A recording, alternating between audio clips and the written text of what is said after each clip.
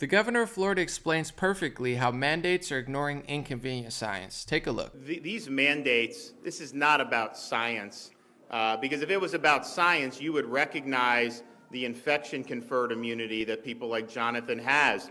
Israel did a study. They said it was much, much more protective than the Pfizer vaccine was. Cleveland Clinic did a study, same thing. Every single credible study always shows that it provides good protection. And so that's just the reality. So I don't support mandates at all. But if you're doing mandate based off this, if you're really following science, you would acknowledge this natural immunity, and instead they ignore it and force somebody who already has protection to take a medical treatment they may not like. And so it's really about using government power control to mandate much more than it is about the underlying medical issues that are involved. And I think that is the perfect example of why. If you do not acknowledge that, you are not following science. And let's check the studies he was talking about. Here's the Cleveland Clinic study he was talking about. WKBN, a CBS offshoot. COVID-19 survivors show lasting immunity against virus, Cleveland Clinic study says. The study finds that anyone who previously tested positive for a SARS-CoV-2 infection did not get additional benefits from the vaccine, which suggests the vaccine should be prioritized to people who haven't got the infection. During the study that was conducted on 52,000 plus employees in the Cleveland Clinic, the clinic says not a single incidence of SARS-CoV-2 infection was observed in previously infected participants with or without vaccination. The clinic still recommends that anyone who can get the vaccine should. And he also referenced the Israel study. The infection-conferred immunity that people like Jonathan has.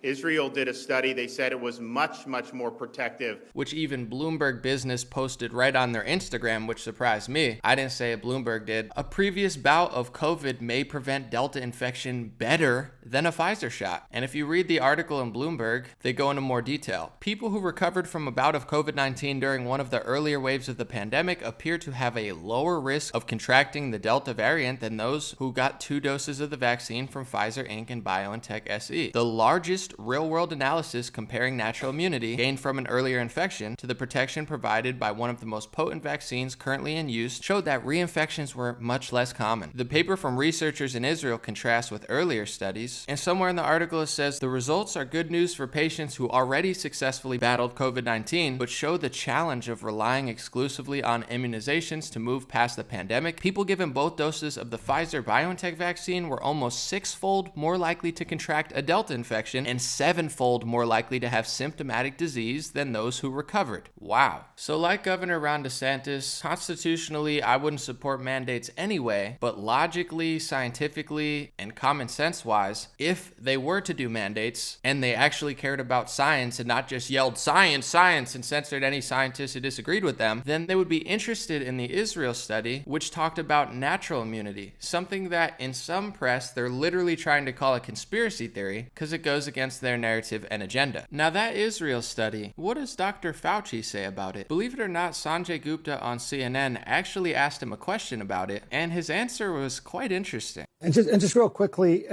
there was a study that came out of Israel about natural immunity, and basically the headline was that natural immunity provides a lot of protection, even better than the vaccines alone. What are people to make of that? So as we talk about vaccine mandates, I get calls all the time. People say, I've already had COVID, I'm protected, and now the study says maybe even more protected than the vaccine alone. Should they also get the vaccine? How do you make the case to them? You know, that's a really good point, Sanjay. I don't have a really firm answer for you on that. That's something that we're going to have to discuss regarding the durability of the response. The one thing the paper from Israel didn't tell you is whether or not, as high as the protection is with natural infection, what's the durability compared to the durability of a vaccine. So it is conceivable that you got infected, you're protected, but you may not be protected for an indefinite period of time. So I think that is something that we need to sit down and discuss seriously, because you very appropriately pointed out it is an issue, and there could be an argument for saying what you said. And where are we on kids below the age of 12? To quote Dr. Fauci, he literally said about that Israel study. So I think that is something that we need to sit down and discuss seriously, because you very appropriately pointed out it is an issue, and there could be an argument for saying what you said. There could be an argument for saying what you said. That argument that he's saying that he said, And there could be an argument for saying what you said, is that natural immunity might be better than the Pfizer jab against the Delta variant by quite a bit. Yet he would still be okay banning people on airplanes? If we get the overwhelming proportion of the population vaccinated, we will get to herd immunity. If we do it in the next 6 months, it will happen in the next 6 months. If we do it in the next 2 months, it'll happen in the next 2 months. I would support that. If you want to get on a plane and travel with other people, that you should be vaccinated. Now, Fauci assures you that if we get a majority of the population vaccinated, that will reach herd immunity. Meanwhile, in Israel, Business Insider reported in June that 80% of adults there were vaccinated as cases dropped to 15 per day. Now they're at over 10,000 cases a day, despite the fact that over 2 million Israelis have been triple vaccinated, which has caused mainstream media and some scientists to think that herd immunity is mythical against the Delta variant. And the World Health Organization doesn't even agree with booster shots, but don't you dare question Fauci when he tells you that herd immunity is coming. He is your master. There was a study that came out of Israel about natural immunity, and basically the headline was that natural immunity provides a lot of protection, even better than the vaccines alone. I think that is something that we need to sit down and discuss seriously, because you very appropriately pointed out it is an issue. And there could be an argument for saying what you said. To counter this, Ron DeSantis decided to fine businesses who try to ban people who peacefully refuse the pharmacy products being jammed down our throats. Session, SB 2006, that did a lot of different things. It prevented private businesses from requiring proof of vaccination to just do normal things like go to a movie or go to a restaurant, vaccine passports, but that also applied to government agencies. And so if a government agency in the state of Florida forces a vaccine as a condition to employment, that violates Florida law, and you will face